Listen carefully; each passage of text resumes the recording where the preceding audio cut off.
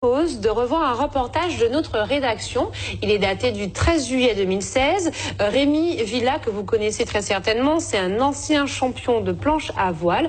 Il apporte un témoignage édifiant sur les dangers des ondes. Frappé par un cancer de l'oreille interne, les spécialistes qui l'ont suivi confirment que sa maladie est liée aux ondes du portable. Regardez le reportage. Ces images datent de 1995, c'est Rémi Villa, un nom que vous connaissez. Il a porté haut les couleurs de notre pays, un véliplanchiste, 4 fois champion du monde, 20 fois champion de la Martinique. Mais ce que l'on sait moins, c'est qu'il a été touché il y a quelques années par un cancer, une tumeur à l'oreille interne. Soigné à l'hôpital Pellegrin à Bordeaux, ses médecins lui expliquent que cette tumeur serait liée à l'utilisation du téléphone portable.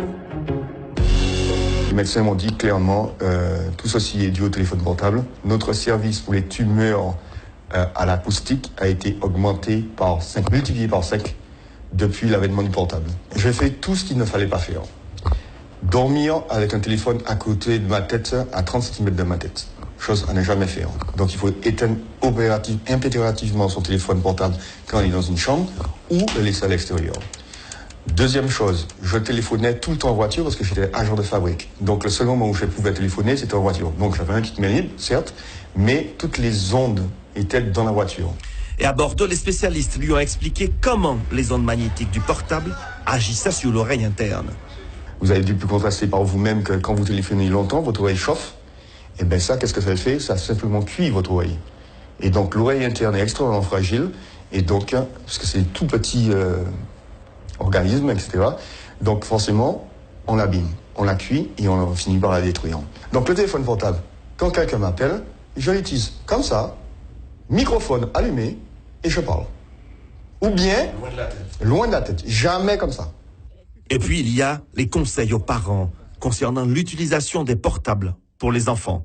Le médecin me disait très clairement que le pire va arriver parce qu'aujourd'hui, les parents donnent les téléphones dès l'âge de 10 ans, voire même avant à leurs enfants, et les enfants dorment avec leur téléphone. Alors ça, le cerveau n'est pas encore construit, etc. Donc il est encore plus sensible et les dégâts seront plus importants encore.